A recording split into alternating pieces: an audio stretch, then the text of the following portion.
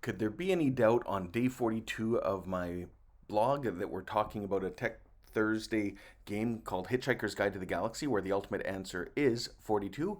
And I want to share, as the word of warning goes, I hated this game. Hated this game because it is so particular and so detail oriented that, and I mean, I do like the text based version of it because it requires a bit of language usage, but it likes to be persnickety. It's very much like the robots that do appear within the book. It does very much resemble a lot of the elements of Douglas Adams. In fact, he helped design and organize it. So this is a game that definitely pushes your brain to think both logically and creatively at sometimes the same time. You cannot make any assumptions, which is why in this game I often start with open eyes, because sometimes it makes the assumption that they're closed. You have to be very literal. I had to use the word dressing gown rather than bathrobe because it doesn't recognize that word. So you have to think very creatively about the language use and then very specific, and then try to figure out what a buffered analgesic is.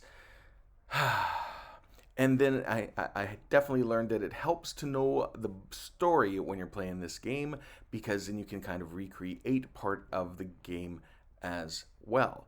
But again, as much as it takes you through the journey, it takes a lot more brain skill to figure out what you need to do.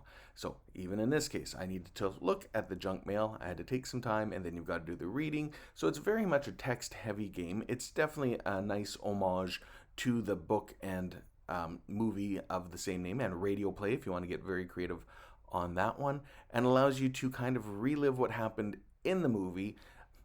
But again, the video game lesson in this one, you're gonna die a lot.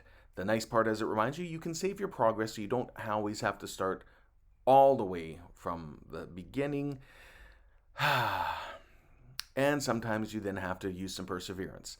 So, much like this one, I am getting yelled at to move out of the way of the bulldozer. I'm going to stay there and see what happens.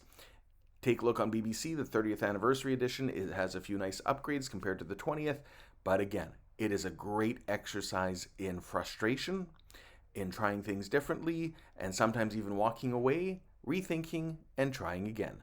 Those are some of the things I have on this particular video game and how it links into learning.